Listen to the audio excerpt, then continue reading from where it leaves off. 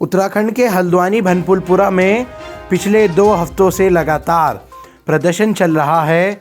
भनपुलपुरा की गफूर बस्ती को ढाने का जो ऑर्डर हाईकोर्ट से आया है, 4500 मकान लगभग पूरी बस्ती में, जिनको रेलवे द्वारा हटवाया जा रहा है। यहाँ रेल की पटरियाँ बिछाई जाएंगी, एक रेलवे कॉलोनी बनाई जाएगी। इन तमाम बच्चों के हाथ में और सड़कों पर उतरे इन हुजूम को देखकर आप अंदाज़ा लगा सकते हैं कि कितनी भारी तादाद में लोग, लाखों की तादाद में इनके घर, आशियाने पूरी तरह से उजड़ जाएंगे।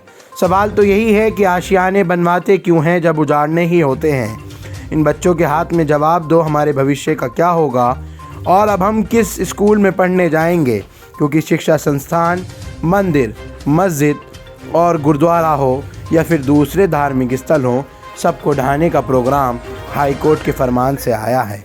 इस भीड़ को देख सकते हैं, अपने घरों को बचाने के लिए उस आसमां वाले से दुआ कर रहे हैं कि ऐ आसमां वाले हम पर रहम फरमा, हमारी इन बस्तियों को उजाड़ने से बचा। उत्तराखंड की सरकार है जो कि हर तरह से चुप्पी साधे हुए है, कोई बात कहने को राज़ी ही नहीं है। लेकिन अब फ़िलहाल 5 जनवरी सुप्रीम कोर्ट में सुनवाई होगी। कांग्रेस के नेता सलमान खुर्शीद और इमरान प्रतापगढ़ी ने सुनवाई के लिए अर्जी दाखिल की है। 5 तारीख में क्या कुछ स्टे लग पाएगा हल्द्वानी हाई कोर्ट के उस आदेश पर जो सुप्रीम कोर्ट पहुंचा है, देखना होगा, या फिर इन लोगों के आशियाने 10 जनवरी के बाद उजाड़ने का काम शुरू होगा।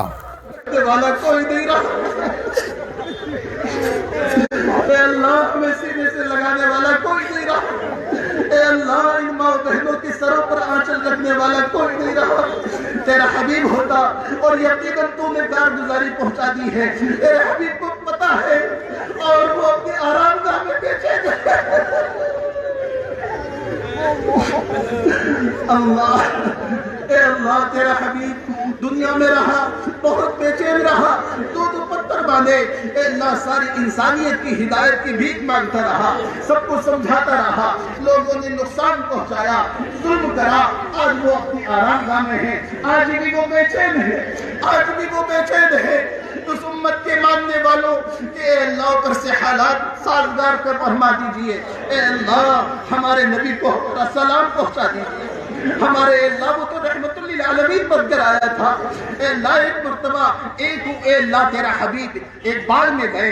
अल्लाह 2 ऊंट आकर के अल्लाह तेरे हबीब के कदमों में बैठ गए, आंसू बहाने लगे। तेरा हबीब उनकी जुबान समझ गया। अल्लाह और उसके मालिक को बुलाकर कहा, अल्लाह और उस मालिक को समझाया, तुम इन अल्लाह और तेरे हबीब ने उस मालिक को समझाया कि तुम इन ऊँटों से ज्यादा बोझ और बर्दाश्त काम लेते हो और इनको खाना नहीं देते हो, ये तुम्हारी शिकायत कर रहा है। अल्लाह तेरे हबीब ने ऊँटों के आंसू बर्दाश्त नहीं किए। तेरे हबीब ने ऊँटों अल्लाह मुझसे मांगने आए, तेरे दरबार में अर्जी रखने आए। दुनिया की अदालतों में अल्लाह अर्जी रख चुके हैं। अल्लाह तेरा वो दरबार है जहाँ इंसाफ ही होता है, जहाँ फजल ही होता है, जहाँ आज तक किसी का जुल्म नहीं हुआ है। अल्लाह तेरे दरबार में हम अर्जी लेकर आए हैं, कमजोर है, ज़ईफ़ है, नातबा है। तूने कुरान में फरमाया है, खुलिक़ल इंसानु ज़ईफ़ा, इंसान को ज़ईफ़ पैदा किया गया है। हम तो बड़े कमजोर हैं, शैतान हमसे बर्दाश्त नहीं होती, बीमारी हमसे बर्दाश्त नहीं होती। इतनी बड़ी आजमाइश हमारे सरों से हमारी घर की छत ही छीन ली जाए, हम कैसे बर्दाश्त कर लेंगे? ये 50,000 का मजमा कहाँ जाए?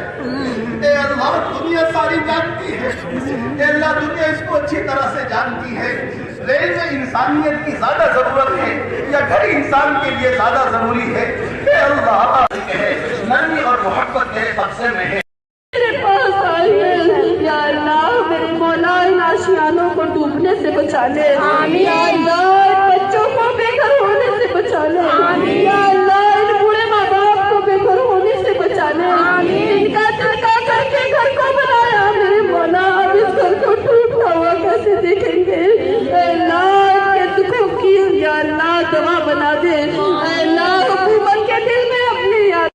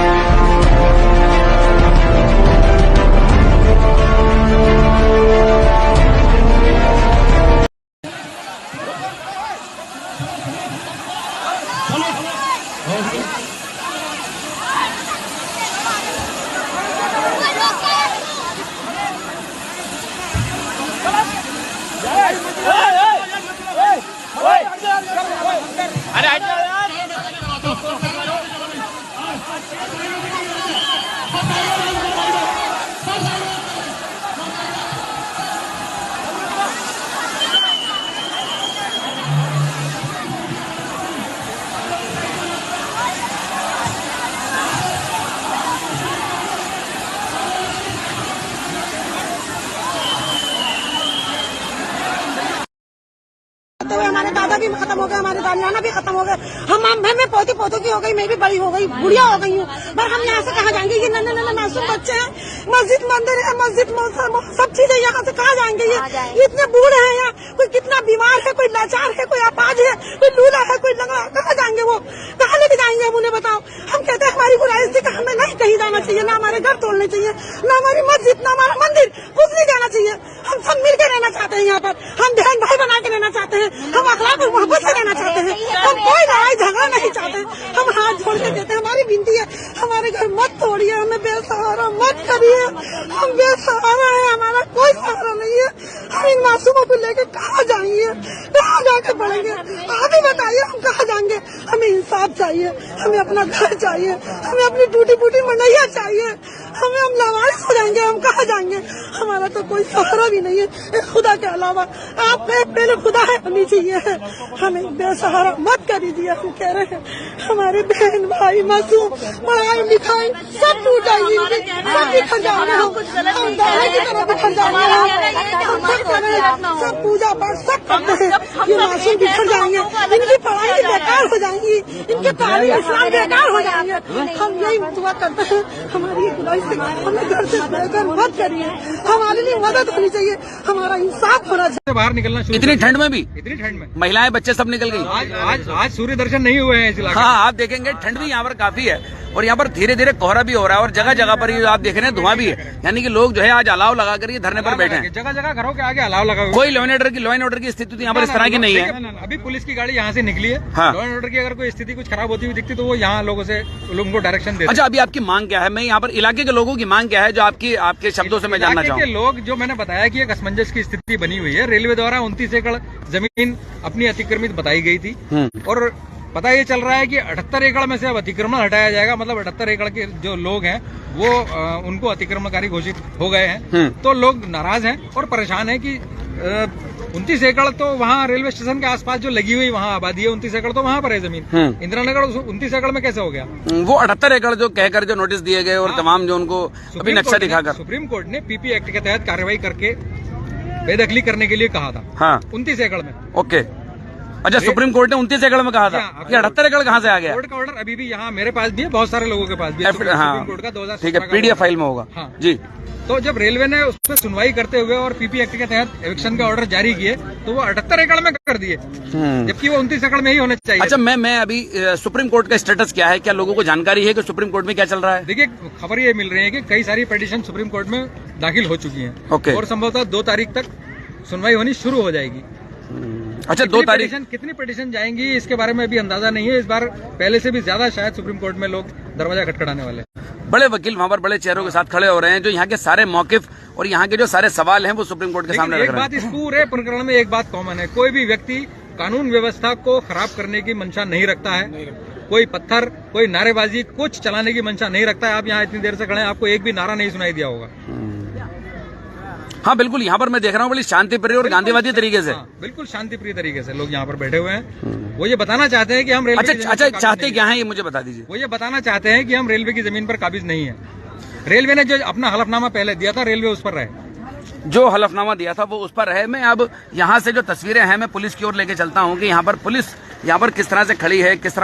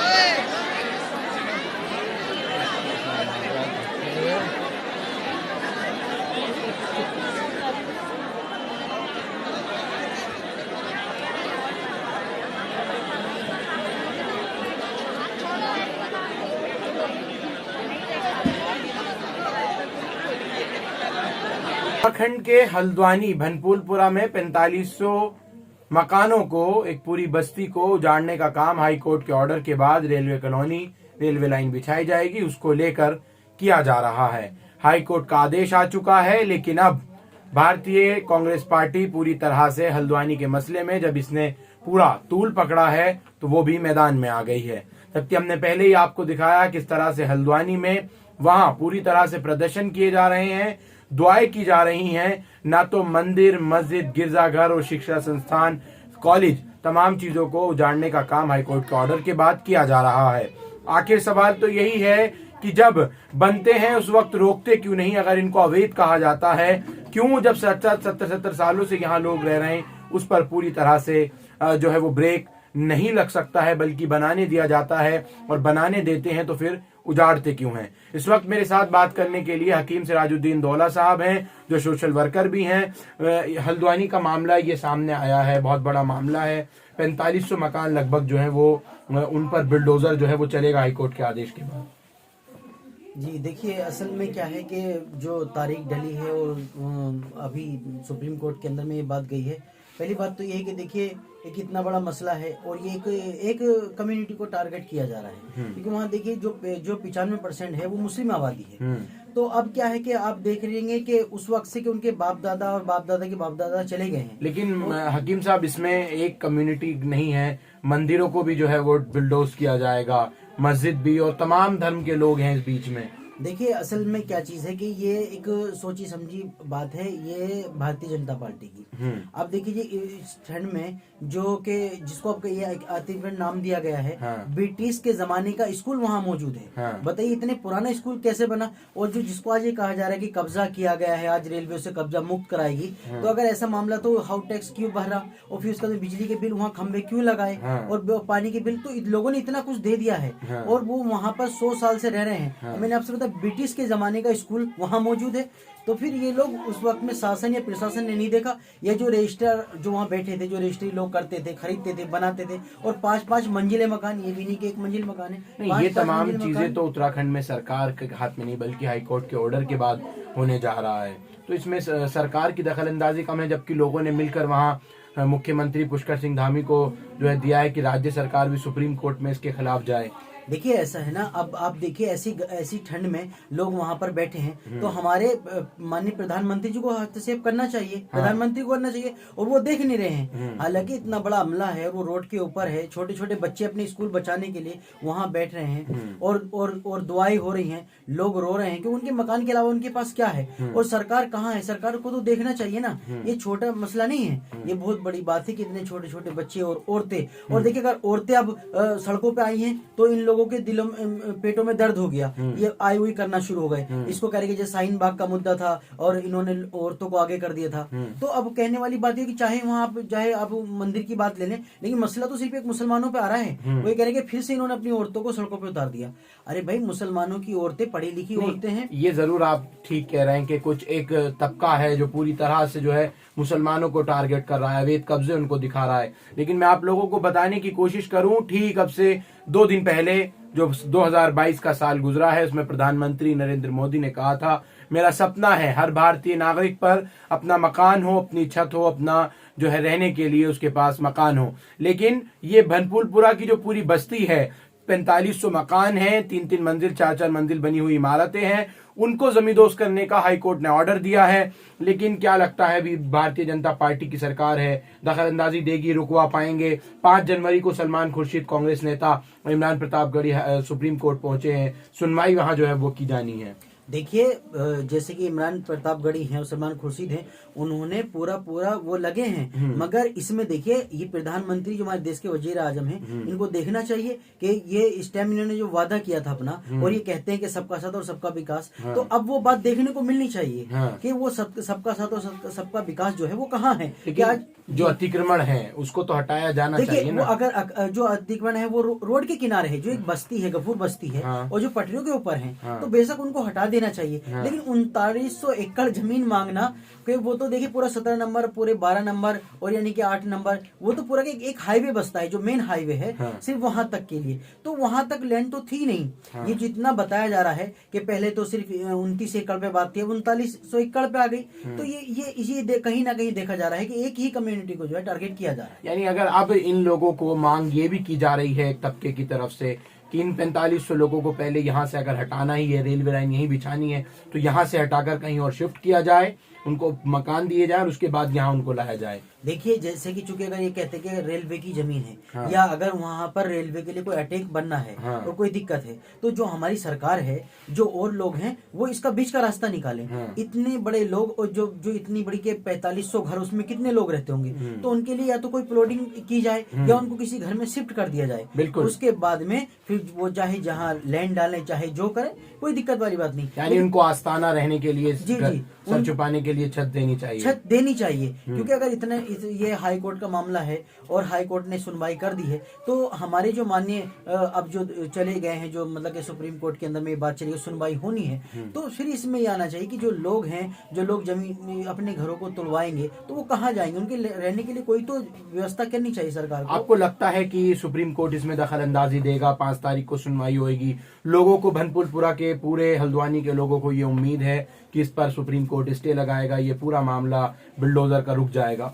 देखिए असल क्या है कि जो ये कानून है, कानून जो लोगों के अच्छाई के लिए बनाया गया है, और जो माननीय सुप्रीम कोर्ट है, अगर वो बात समझे कि इतने लोग हैं वो कहाँ जाएंगे, और वो एक ऐसे नहीं कि 2-4 साल से रह रहे हैं, वो 100 साल 150 साल के लोग वहाँ रहने वाले हैं। और मैंने आपसे बताया पुराने वहाँ स्कूल हैं, और जो है अस्पताल हैं, और पानी की टैंकी लगी हुई है, और तमाम चीजें बहुत पुरानी है वहाँ। अगर इनको दिखता है ये मामला अगर ऐसा है, तो फिर उनको अगर हटाएं तो उनके लिए जगह की व्यवस्था करें, और जो माननीय सुप्रीम कोर्ट है वो बीच का रास्ता निकालें, ताकि वहां पर लोगों के अंदर किसी तरह का वायलेंस पैदा ना हो, वो कानून से, शासन से, प्रशासन से भयभीत ना हो जाए, वो कोई भय से कोई गलत कदम ना उठा लें, या हमारा शासन प्रशासन या कहीं भी कोई ऐसी जो है कि नुकसानात वाली बात ना हो, किसी के जान और माल का नुकसान ना हो।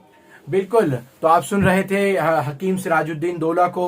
उनका भी कहना यही है, माननीय सुप्रीम कोर्ट को ऐसा रास्ता निकाले, या तो पहले इन लोगों को कहीं और बसाने की जो है वो सरकार या फिर हाई कोर्ट जगह अलॉट करे, या रेलवे ऐसी जगह कोई और दे अगर यहीं पर ही पटरी बिछानी है। लेकिन सोचना होगा सरकार को भी, इतने भारी तादाद में मकान, 4500 मकान, अगर हर घर में, किसी घर में 3 लोग, 4 लोग, 5 लोग, और ऐसे भी हैं जो फ्लैट्स, बिल्डिंगें बनी हुई हैं, तो अगर अंदाजा लगाया जाए तो कई लाख लोग इससे प्रभावित होंगे। और हकीम सिराजुद्दीन दौला का साफ तौर पर कहना है कि इसमें मुस्लिम कम्युनिटी को पूरी तरह से टारगेट किया जा रहा है। लेकिन मैं आप लोगों को बताना चाहूँ, ये जरूर है कि वहाँ अल्पसंख्यक जो है वो ज्यादा तादाद में, बहुसंख्यक तौर पर मुस्लिम आबादी है, लेकिन वहाँ तमाम धर्म के लोग हैं और बाहर से आकर भी मदद की जा रही है। फिलहाल जब कांग्रेस पार्टी ने, जो अल्पसंख्यक आयोग के चेयरमैन इमरान प्रतापगढ़ी, सलमान खुर्शीद, तमाम लोग मिलकर एक पूरी जो है वो सुप्रीम कोर्ट का रुख किया है। 5 तारीख को, 5 जनवरी को सुनवाई होगी, और फिलहाल 10 दिन के लिए इस बुलडोजर की कार्यवाही को रोक दिया गया है। 10 जनवरी तक पूरे बेहतर इंतजाम जो है वो रेलवे ने कहा है कि वो करें पुलिस, और उसके बाद हम यहाँ अतिक्रमण को हटाने का काम करेंगे। देखना होगा इस पूरे मामले में क्या कुछ पहुंचेगा। लेकिन कुछ वो तस्वीरें भी आपके लिए बहुत महत्वपूर्ण हैं, जो कुछ इस वक्त हल्द्वानी की सड़कों पर एक कोहराम मच रहा है, रोना पीटना मच रहा है, दुआएं की जा रही